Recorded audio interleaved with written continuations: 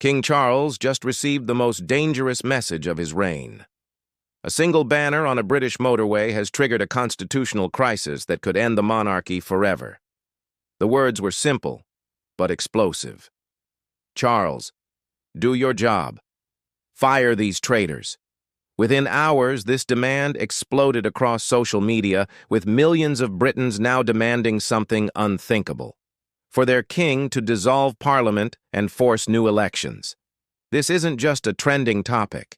This is breaking news that could reshape British politics and democracy itself. Citizens are invoking an obscure constitutional power many didn't even know still existed.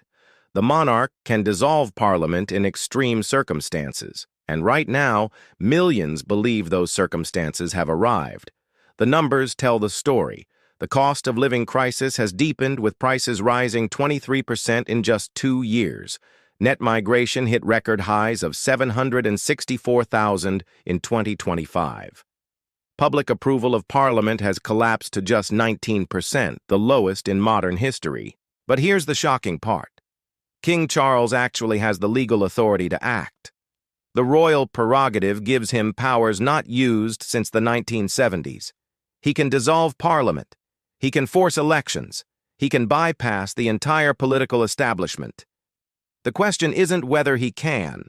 The question is whether he will. Right now, protests are spreading across Britain. From Manchester to Birmingham, from Glasgow to Cardiff, the chant is unmistakable: dissolve Parliament now. These aren't fringe groups or extremists. These are ordinary families, workers, and pensioners who feel completely abandoned by their elected leaders. Social media is on fire. The hashtag Dissolve Parliament has been trending for 6 straight days. TikTok videos calling for royal intervention have gained over 50 million views.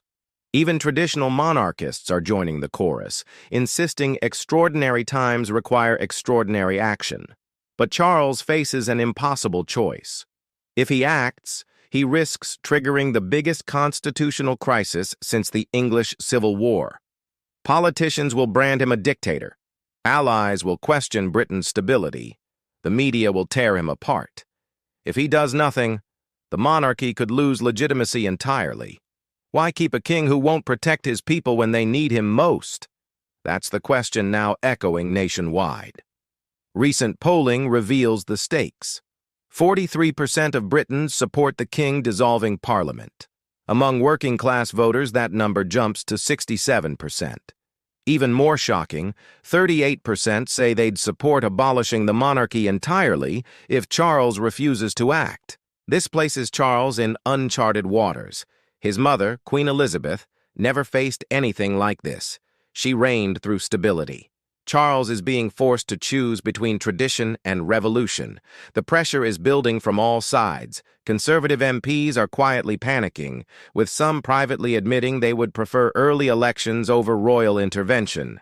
Labor politicians call the movement anti-democratic, but their own approval ratings are collapsing to historic lows.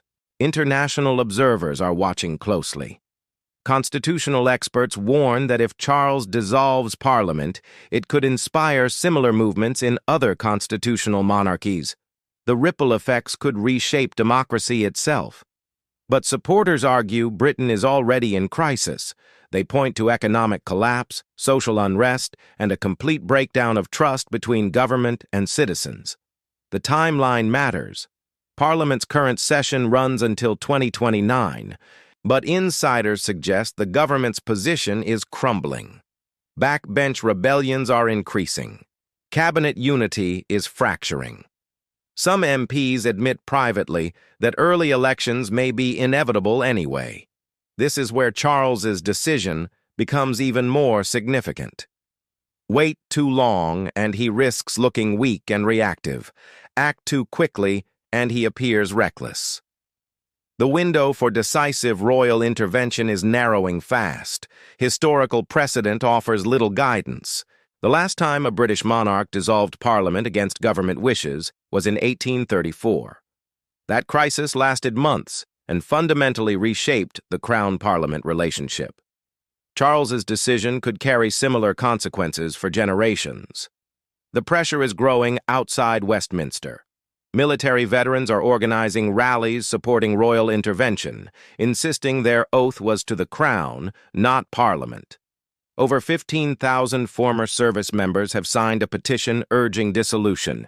Trade unions are split, with some leaders admitting early elections might be the only way to break the deadlock. Even religious leaders are weighing in.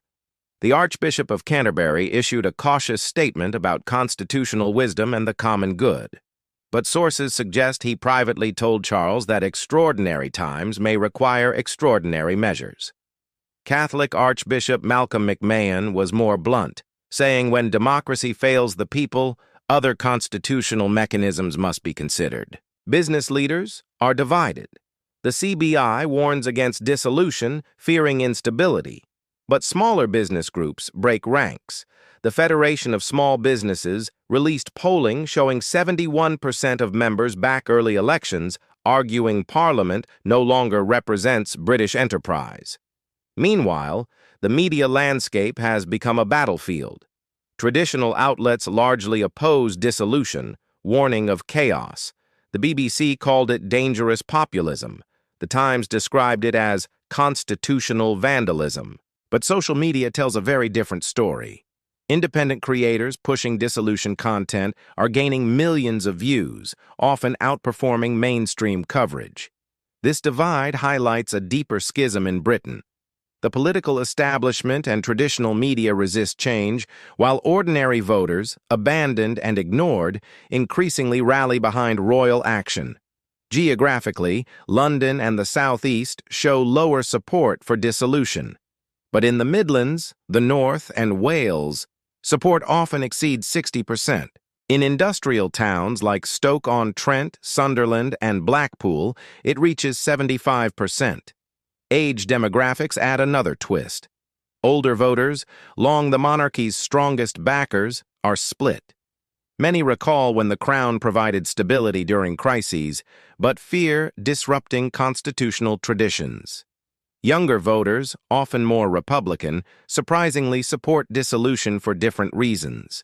They see Parliament as captured by special interests and want royal intervention to break open the system. Gen Z polling shows 52% support dissolution, higher than any previous generation at that age.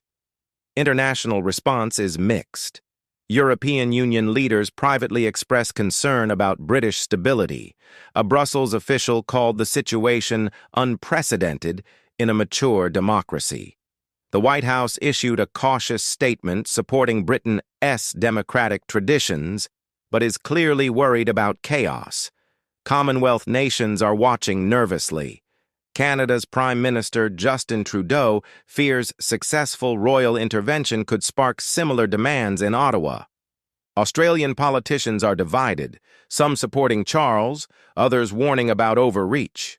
Financial markets reflect the tension. The pound has already dropped 3% since dissolution calls began trending.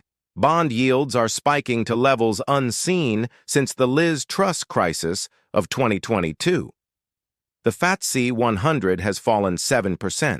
Billions are leaving British assets. Yet some economists argue dissolution could stabilize markets by breaking the deadlock and restoring investor confidence.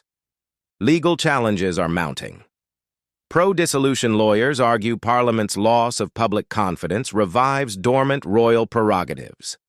Anti-dissolution groups prepare counterarguments claiming intervention violates constitutional principles. The Supreme Court could soon face the most important constitutional case in modern British history. Scholars are divided on whether the court even has jurisdiction over royal prerogatives. Behind palace walls, the royal household is split. Traditional courtiers urge caution, fearing neutrality would be destroyed forever. Younger advisors argue neutrality itself has become political and could doom the monarchy. Palace sources confirm Charles is deeply concerned and consulting constitutional experts from across the Commonwealth. Former Australian Governor-General Sir Peter Cosgrove has flown in for private meetings. Canadian scholar Peter Hogg is advising on precedents. The fact these consultations extend beyond Britain highlights the global stakes. Charles's choice will set precedents for monarchies worldwide. The answer is coming soon. Political insiders suggest Charles will make a statement within days. Whatever he decides will either calm the storm or unleash forces that reshape Britain forever. The people have spoken. The pressure is unbearable. The choice is impossible, but a choice he must make. The fate of the British monarchy and perhaps British democracy itself now hangs in the balance. This is the most important constitutional moment in living memory, and we're witnessing it unfold in real time. All eyes are now on King Charles. The next 72 hours could define his reign and determine Britain's future. Will he act to dissolve Parliament, or will he watch as public trust collapses? History will remember his choice. Stay tuned, because this story is developing by the hour. Make sure you like, subscribe, and hit the bell so you don't miss updates. And tell me in the comments below, should King Charles dissolve Parliament, or should he stay silent and risk losing everything?